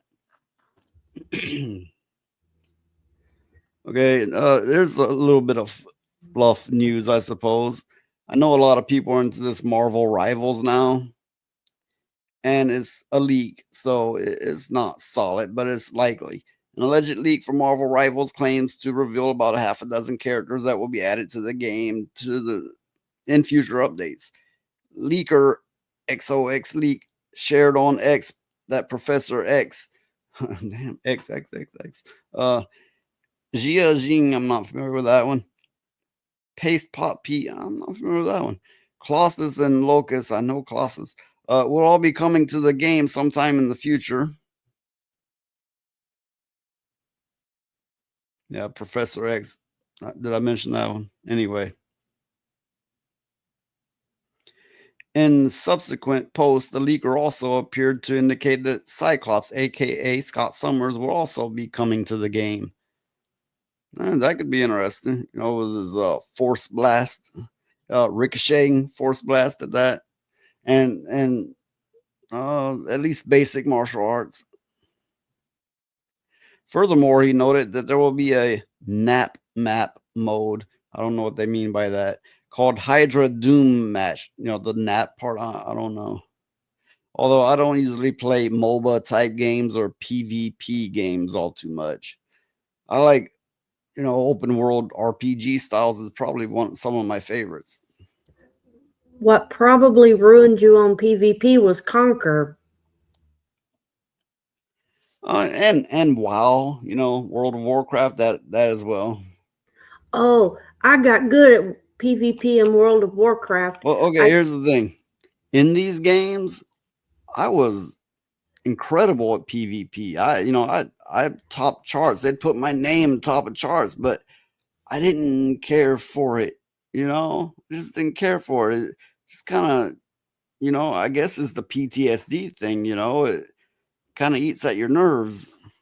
Yeah. But remember, you would take my character a lot of the time and go PK everybody and conquer because I couldn't do it good, and you would do it for me, and they couldn't believe it. And somebody said, "Yeah, I knew that wasn't her. That was you." I'd just jump in with your character and kill the whole group of them, right? And they'd be like, "Oh my god, can you believe that just happened?" Okay, the game surged to an all-time peak of 644,269, which that's some good numbers for yeah, that's some good numbers in general. It's over 500,000 playing at once. So I guess people's secret desire is to kill everyone. Is that the secret? Is everybody a psychopath now? Yes. I know it's not that. I mean, psychologically speaking, that may be a root, that may be somewhere in the mix, but you know, that's only part of it, maybe a smaller part. Yeah, I haven't played the game yet either, but I'm not big on PvP. I'm curious to at least check it out once.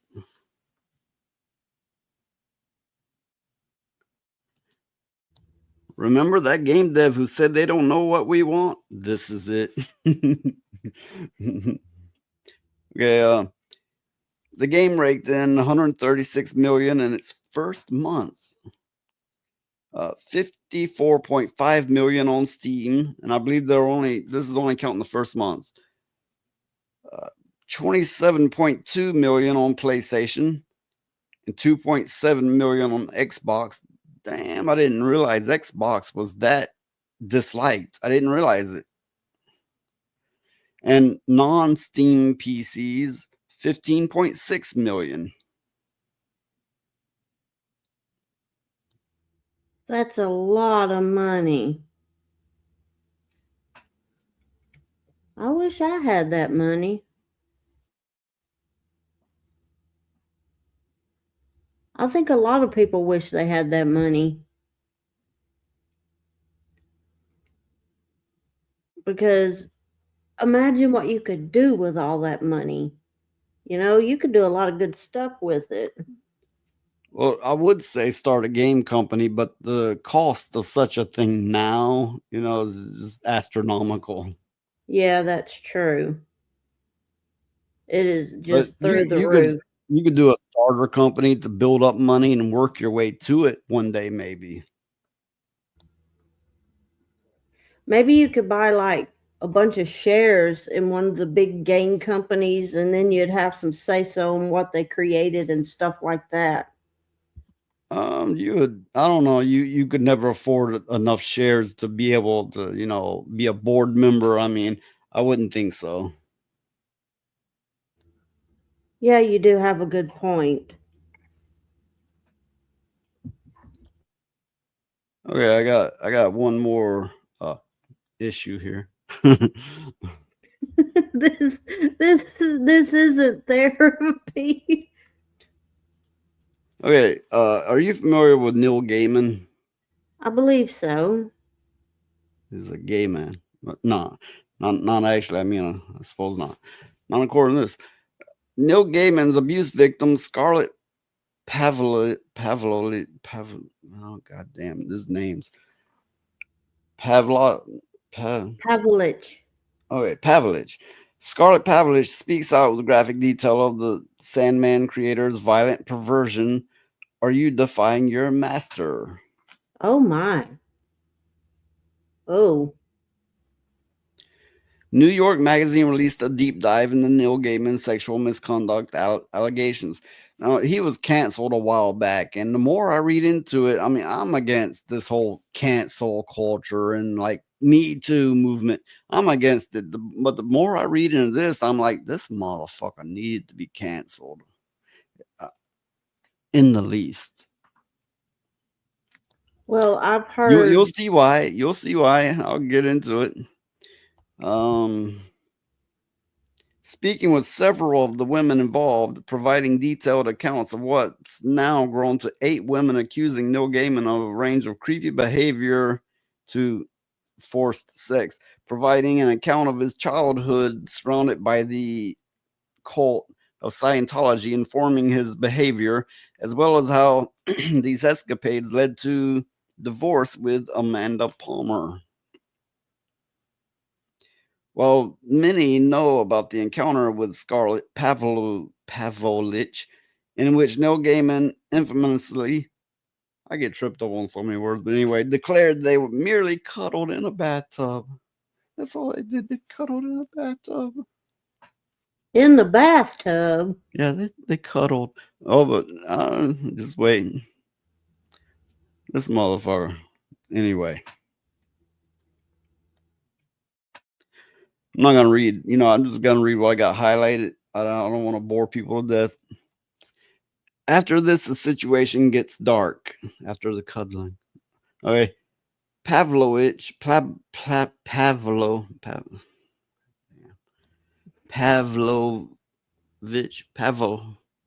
Okay, this bitch told the interviewer, but I can tell you that he puts his finger straight into my ass and tried to put his penis in my ass. Oh, I hate reading this. And I said, no. Then he tried to rub his penis between my breasts, and I said no as well. Then he asked if he could come on my face, and I said no, but he did it anyway. He said, call me master and I'll come. Wait, isn't that supposed to be the other way around? He said, be a good girl. You're a good little girl. Okay, I got to say something. I've got to say it. Beat his motherfucking ass. You hear me? Beat his ass.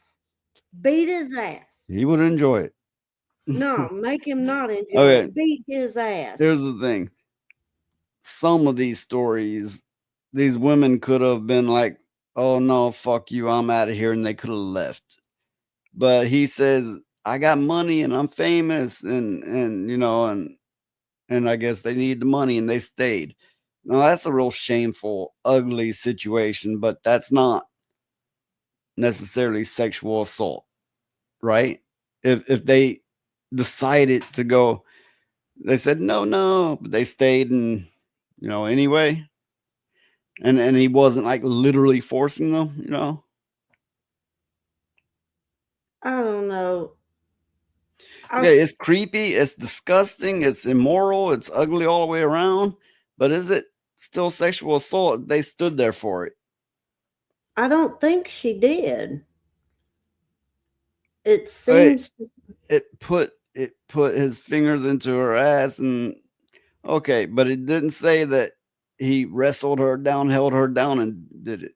If you see what I'm saying, right? Yeah, but it says he tried. So evidently she backed the fuck off or something. The fingers part, it doesn't say tried. It said he put them there. Yeah, but I'm talking about the other stuff. Tried. So either this woman overpowered this man, or she said no and got away from him, right? Yeah, that's what I'm. The point being is, he managed to work his fingers up that ass. Unless she left that day and never came back, she shouldn't be claiming sexual assault. Do you follow my logic there? Yeah, I see what you mean. Oh yeah, that's the creepy. It's one thing if it's consensual, I don't judge, but if he is forcing it, no, fuck no. Exactly. Well, Exactly. Okay, I wasn't there. Clearly I wasn't there. But with the information I have at hand, it doesn't sound forced. Now, in this story, some of it is, but some of it indeed does not sound forced. Yeah. The situation with her got worse at points where Scarlett describes Gaiman as beating her with a belt, forcing sex upon her in several situations, and even an incident where she was forced to taste her feces. Oh my dear God. Oh. Yes, the Vistro does have a point here. She could have been scared, and the other women as well could have been scared to react and stood there and took it. So that's why I added the part about if they took the fuck off that day and didn't come back, they could claim sexual assault. Yeah, I can see that. But if they kept coming back going, no, I need this job and I'll put up with it. It's an unfortunate situation, but they could have left. They could have reported him. They, there were options. Well, I mean, I don't know. Like you said, if she left that day and didn't go back and went to the cops, yeah, He said, "Are you defying your master?" She told the interviewer. "I had to lick my own shit." Beat his motherfucking ass. This sicko deserves more than that. Worse. Let me put it like this. He deserves worse than that.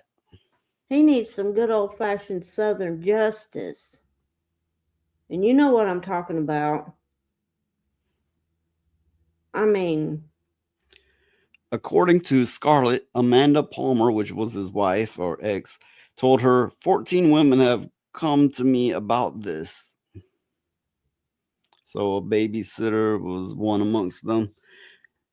She filed a police report in 2023 hoping Amanda Palmer would help with the situation, but when it came to it, Palmer refused to talk to the police.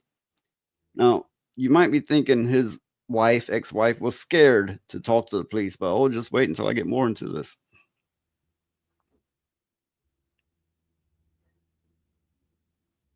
Ugh, this is awful. And this man is 62 years old.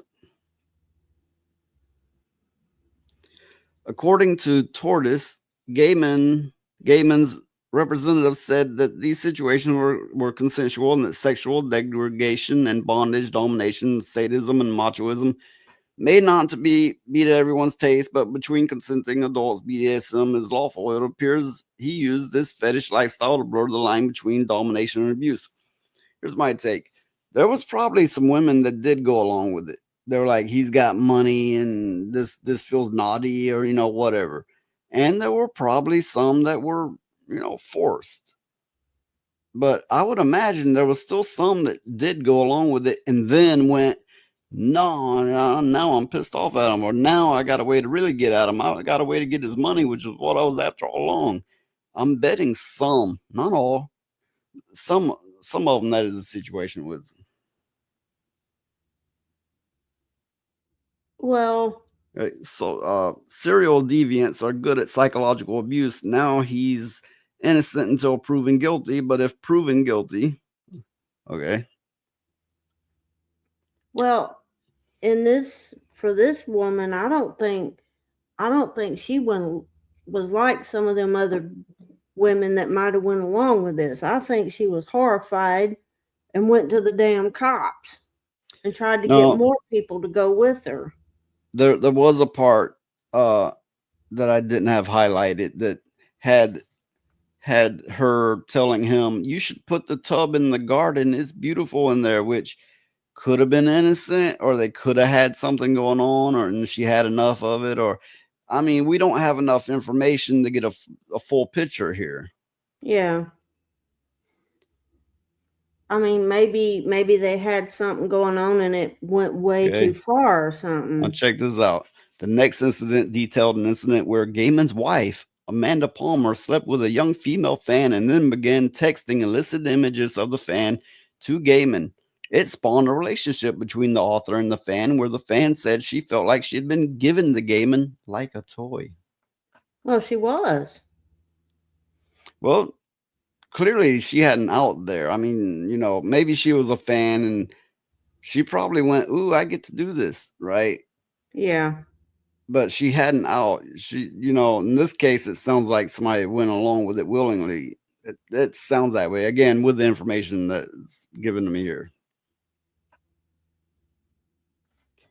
These types have a history of psychological trauma that caused them to treat the gender that abused them this way. I'm not excusing it. He could have gotten treatment, or he's a total narcissist. Well, I would say he's clearly a narcissist. He's having these women call him master.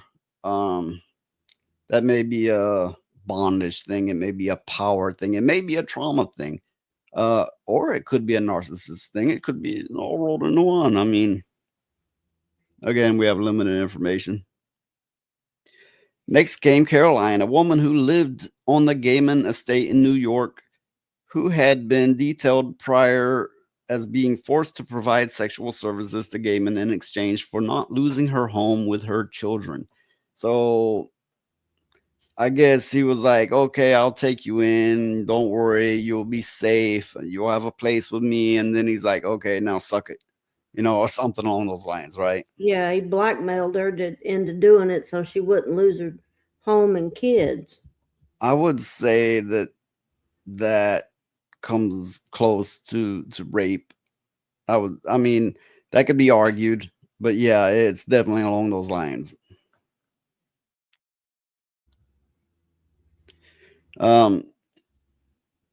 He had sexual encounters with her 4-year-old son in the bed with them.